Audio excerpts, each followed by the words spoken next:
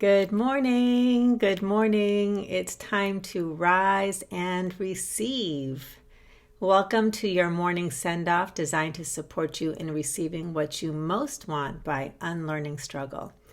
So, today's my birthday, and I wanted to acknowledge that because I feel so incredibly blessed and grateful. And as I was thinking about, your birthday is one day a year. I do my rise and receives every morning. What did I want to uh, inspire today's message? And what inspired me was that I am feeling so very loved that I wanted to talk about love today and what it means to me. And as an offering to anyone who receives this message, I really wanted to talk about what self love is, how I look at self love, and what it has to do with receiving your fulfillment, and what it has to do with receiving as one of the most generous things that you can do. Because when we think about receiving, we tend to think about what am I getting? But actually, receiving is one of the most generous things you can do. So, if you don't know me, my name is Sonia Miller. I'm a speaker, coach, and best-selling author, and I am passionate about teaching people how to receive their fulfillment by unlearning struggle. Because the truth is, while some struggle in life is natural, much of it is learned, and it can be unlearned. And as you unlearn struggle, receiving your fulfillment, receiving the things that you've been pursuing in your life simply starts to happen. So I pulled today's card, as I mentioned, with this inspiration of feeling very loved on my birthday. And I did let it inspire the message I want to offer today. So today's card is Receive Love. Receive Love. And I'm going to read an excerpt from it, and then I'll unpack it a bit to share with you some thoughts on what self-love is. Because people hear, self-love, you got to love yourself. We hear that all the time, but what it actually is. And again, what it has to do with receiving your fulfillment and allowing you to be a contribution to others in your life. That receiving really is the most generous thing you can be and do. Thank you, Colette. Okay, so here we go. Most of us believe when it comes to love, we want someone to love us. What is less obvious is that what we actually desire when we say we want love is the feeling that arises within us when we feel love toward another. That pure feeling, that pure energy that flows from the inside out. Without wanting anything back, without wishing anything were different, without thinking or examining, simply present in the moment, connected, grateful, peaceful, joyful. This love is within you. It always has been and always will be. You struggle when you believe that you need another in order to feel it. But this love comes from your relationship with yourself. Want intimacy? How can you be intimate with yourself? Feel unappreciated by another? Where do you lack appreciation for yourself? Angry at another's lack of boundaries? Where are your boundaries weak within yourself? Next time you find yourself seeking love from another, stop and consider that your relationships are simply mirrors that point to the places you can love yourself more. Then ask and explore, how would I be with myself right now if I treated myself with love? As you practice loving kindness towards yourself, the physical world rises up to mirror you in expected and unexpected ways. So that's the excerpt from the Receive Love card. And here is your mantra for the day. You can say it anytime. You can never say willingness mantras enough, because where your attention goes, the energy flows. So it allows you to really claim awareness and power over the space of your awareness and consciousness, which is what creates your reality. So here's your mantra. I am willing to have the love within me come alive in my heart. I am willing to have the love within me come alive in my heart. So that willingness mantra assumes, it operates from the assumption that all the love that you could ever need, want, or seek actually lives within you. It's not outside of you. You do not need to get it from another. It's within you. And that feeling that we seek of love, we think it's about somebody else loving us, but it's the feeling that we feel when we feel love towards another. And if you think about it, whether it's another person, whether it's nature, whether it's your pets, when we feel that feeling, it's because we're feeling it toward another. It flows from the inside out. So let's talk about self-love, what it is, what it has to do with receiving, which is everything, and how it's the most generous thing you can do, which I've talked about before, but I really like putting the spotlight on that. So I had a teacher that said, and I never forgot this, he said, you will never allow another to love you more than you love yourself. You will never allow another to love you more than you love yourself. And I remember hearing the words and not really understanding what that meant, but it was an interesting concept. I remember that. And since then, I've certainly traveled a journey and I've really come to, I believe, understand what that means. The first thing I want to say about that is that life is the same. You will never receive more from life, more kindness, more joy, more love, more abundance, more fulfillment than you are willing to receive from yourself. And this is because your consciousness creates your reality. Your consciousness is the first cause of every effect in your life.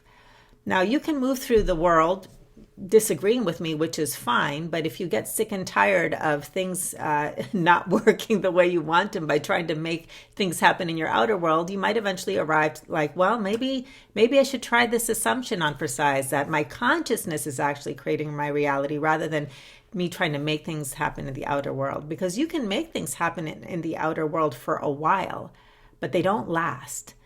It always begins in consciousness. So the thing I want to say then about love is a verb. I'm not the first person who said that, but I really want to highlight that. We think that love is a feeling, and that's just one tiny aspect of love. It's a wonderful feeling.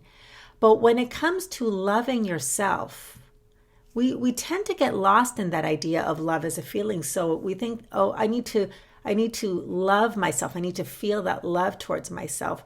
It actually is kind of a challenging way to approach self-love because it's if you don't feel it, then how do you make yourself feel it, right? But what's actually happening in consciousness is related to your relationship with yourself. So I invite you, when you think about loving yourself or having treating yourself with kindness so that life can treat you with kindness, is think of it as you have a relationship with you.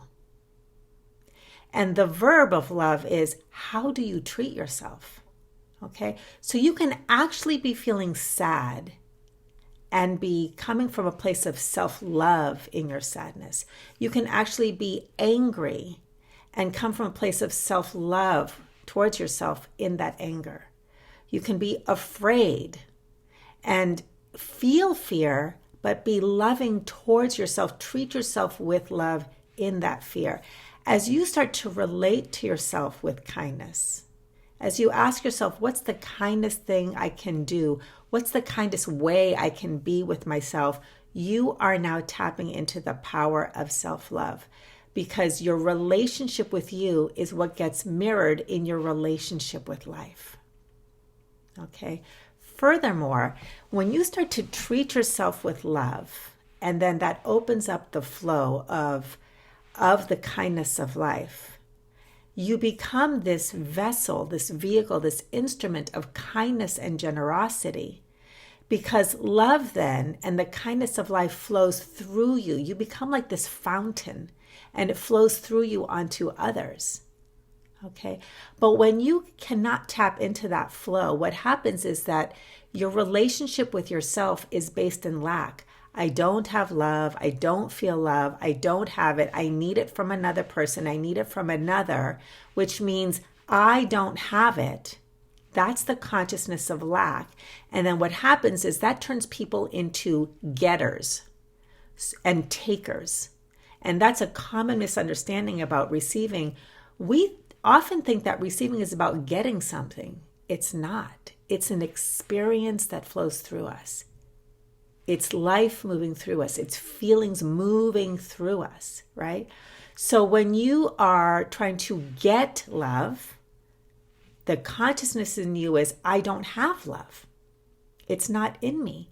So then you try to take or get, and you become a taker or a getter, and that's not a generous place to operate from.